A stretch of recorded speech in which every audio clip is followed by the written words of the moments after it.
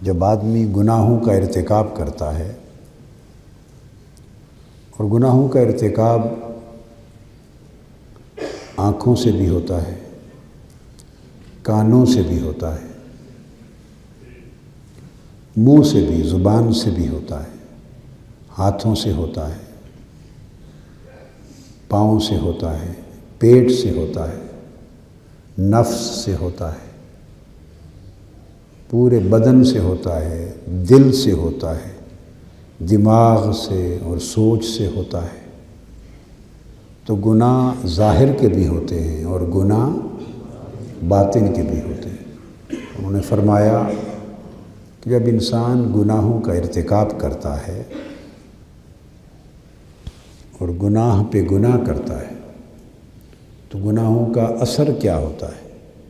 انسان کی روحانی زندگی پر؟ تو فرماتے ہیں گناہ کا منطقی اور قطعی نتیجہ یہ ہوتا ہے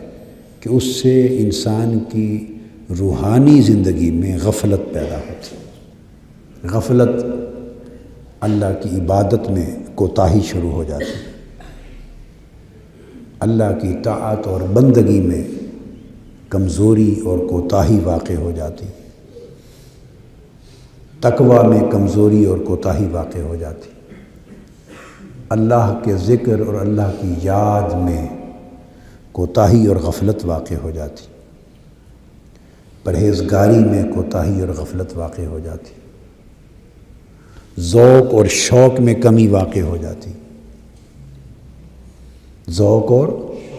شوق میں کمی واقع ہو جاتی، حتیٰ کہ اللہ کی طرف دھیان اور اللہ کی طرف لگن اور اللہ کی طرف رجوع اس میں کمی آ جاتی ہے۔ یہ جو نقص واقع ہوتا ہے اور اللہ کی طرف رجوع، اس سے دھیان ہٹ جاتا ہے، کمزور پڑ جاتا ہے، اس تبدیلی اور اس کیفیت کو غفلت کہتے ہیں۔ غفلت بیداری کا الٹ ہے، عکس ہے۔ جب غفلت واقع ہوتی ہے تو بندے کو روحانی طور پر اپنی اچھائی اور برائی میں بھی امتیاز نہیں رہتا، اپنے نفع نقصان میں بھی فرق اور تمیز نہیں رہتی۔